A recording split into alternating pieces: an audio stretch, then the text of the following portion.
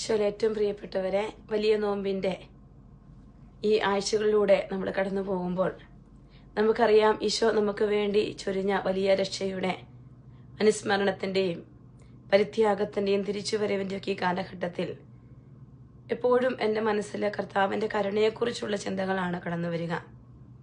ഞാനിപ്പോഴിവിടെ കാനഡയിൽ ഒരു പള്ളിയിലെ ധ്യാനം കഴിഞ്ഞ് അടുത്ത പള്ളിയിൽ വിനീപെക്ക് എന്ന് പറയുന്ന സ്ഥലത്ത് ധ്യാനത്തിനായിട്ട് എത്തിയിരിക്കുകയാണ്.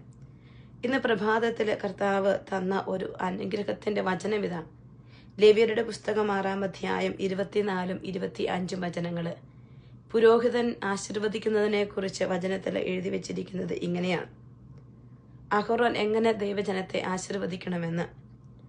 കർത്താവ് നിന്നെ അനുഗ്രഹിക്കുകയും പരിപാലിക്കുകയും ചെയ്യട്ടെ. അവിടുന്ന് നിന്നിൽ പ്രസാദിക്കുകയും നിന്നോട് കരുണ കാണിക്കുകയും ചെയ്യട്ടെ.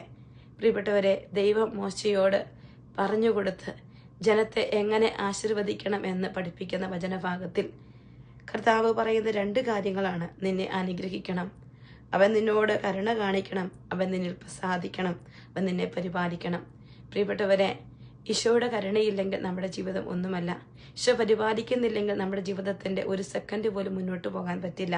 ഈശോ അനുഗ്രഹിക്കുന്നില്ലെങ്കിൽ പ്രവൃത്തികളൊന്നും ഫലവത്തായി മാറുകയില്ല. ഈശോയുടെ കരുണയില്ലെങ്കിൽ നമുക്ക് സ്വർഗരാജ്യത്ത് പ്രവേശിക്കാനാവില്ല.